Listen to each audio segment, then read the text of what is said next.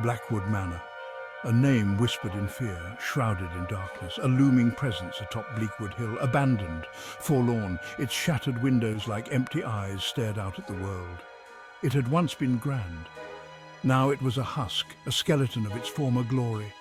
Its stone walls crumbling, ivy, like grasping claws, choked the edifice. The air around it was always cold. A perpetual mist clung to the grounds, as though the earth itself exhaled fear. Locals avoided it. Their tales, spun around crackling fires, spoke of unspeakable horrors. They spoke of things that went bump in the night, of ghostly figures shimmering in the moonlight, of voices carried on the wind, whispering secrets best left buried. The stories were the stuff of nightmares, whispered among the townsfolk with a shiver and a glance over the shoulder. Tales passed down through generations, each telling more gruesome than the last, painting a picture of horror that grew darker with each retelling. Each one served to fuel the chilling reputation of Blackwood Manor, a place where the air itself seemed to whisper secrets of the past. One story spoke of a wealthy family, the Blackwoods, who met a grisly end within those walls, their lives cut short in a night of blood and betrayal. Murdered on the night of their eldest daughter's ill-fated wedding, the celebration turned into a massacre that left no soul untouched. Another tale spoke of a fire, a raging inferno that consumed the manor, claiming the lives of all inside, their desperate cries lost in the roar of the flames. Their screams, they said, could still be heard echoing on the wind, a haunting reminder of the tragedy that befell them. Then there were whispers of a hidden room, a secret chamber where the Blackwoods performed dark rituals, seeking power from forces beyond comprehension. A place where they summoned things best left undisturbed, entities that thrived in the shadows and fed on fear. The truth, lost in time, was perhaps more terrifying than any story, a reality so dark that it defied belief.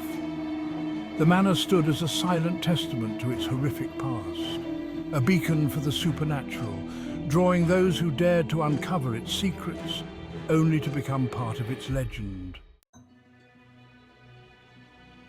One crisp autumn evening, a group of friends stood at the foot of Bleakwood Hill, drawn like moths to a flame by the allure of the unknown.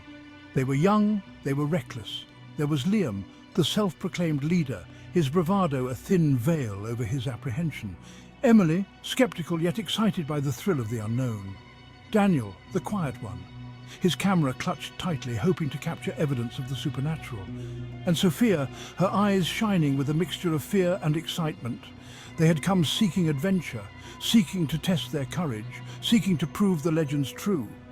They were about to find out that some things are best left undisturbed.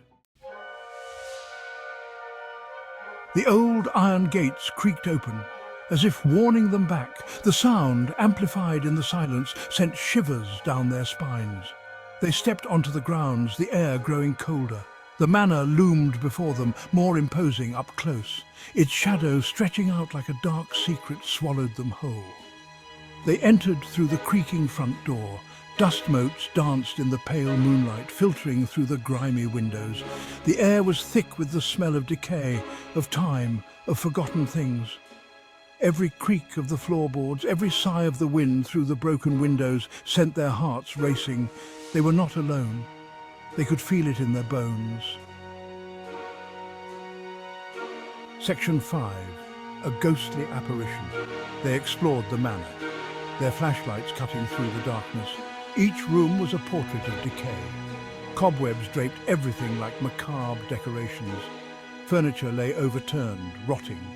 In the grand ballroom, where music and laughter once filled the air, they saw her. A woman in a white gown, her back to them, her long dark hair cascading down her back. Emily gasped. Liam stumbled back, dropping his flashlight. Its beam flickered, casting grotesque shadows that danced on the walls. The woman turned. Her face, as white as bone, was locked in a silent scream. Her eyes, two black pits, stared right through them. Then she vanished. Section 6.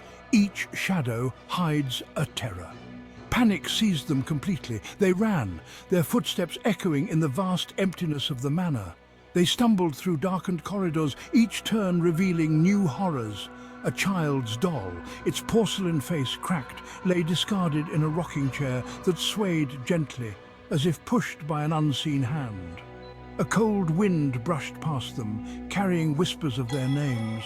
They could hear footsteps behind them, heavy and slow, matching their pace. Fear, primal and consuming, took root in their hearts. They were no longer just exploring. They were being hunted relentlessly. Section 7. The Mirror Shows All. In the dead of night, the manor stood silent, its eerie presence casting long shadows under the pale moonlight. They found themselves in a room at the end of a long hallway. The air was thick with dust, and the floorboards creaked under their weight. A nursery, judging by the faded wallpaper and the lone crib in the corner. The room seemed frozen in time, a relic of a forgotten past. A full-length mirror stood against one wall, its surface covered in a thin layer of grime. The ornate frame hinted at its age and the many secrets it might hold. Daniel, drawn by a morbid curiosity, approached it. His heart pounded in his chest as he reached out a trembling hand. His reflection stared back, his face pale and drawn in the dim light, but something was wrong. The air around him grew colder, and a sense of dread washed over him. Behind him, in the reflection, stood a figure. It was barely visible at first, a shadowy presence that seemed to materialize out of the darkness. Tall and skeletal, its eyes glowed with an eerie red light. The figure's gaze seemed to pierce through Daniel, sending chills down his spine. Daniel spun around, but there was nothing there. The room was empty save for the old furniture and the oppressive silence. He turned back to the mirror. The figure was gone. Had he imagined it? His mind raced with questions and doubts. Or was the mirror showing him a truth hidden from his normal senses, a truth that lay beyond the veil of the ordinary, waiting to be uncovered? Section 8. Trapped Within. They tried to retrace their steps, to find the way out, but the manor seemed to shift around them. Doors that were once open were now sealed shut. Windows were boarded up. They were trapped. The realization hit them like a physical blow. Panic threatened to consume them. They were lost in a labyrinth of their own fear. The temperature plummeted, their breath misting in the air. The shadows seemed to writhe and twist, taking on menacing shapes. The manor was toying with them. They were like mice caught in a cat's game, their every move anticipated, their every hope dashed against the cold, hard reality of their situation. Section 9. The Truth Unravels. The air was thick with tension as the group stood before the haunted manor, its dark silhouette looming against the stormy sky. They huddled together in the darkness, their flashlight batteries dying, casting eerie shadows on the walls. The oppressive silence was only broken by their shallow breaths and the occasional creak of the old house. Liam, his bravado gone, was shaking uncontrollably. Emily, usually the strong one, was sobbing quietly, her tears glistening in the dim light. Sophia, her eyes wide with terror, whispered a prayer, her voice barely audible. Then they heard it, a sound that sent chills down their spines, a voice raspy and ancient, echoing through the manor. It was as if the walls themselves were speaking, recounting a tale long forgotten. It spoke of a tragedy, of a family betrayed, of a love twisted by greed. The words painted a picture of sorrow and despair, of lives torn apart by treachery. The voice led them to the library, where they found a hidden room concealed behind a bookshelf. The air inside was musty, filled with the scent of old paper and forgotten memories. Inside, amidst dusty tomes and yellowed parchment, lay a diary.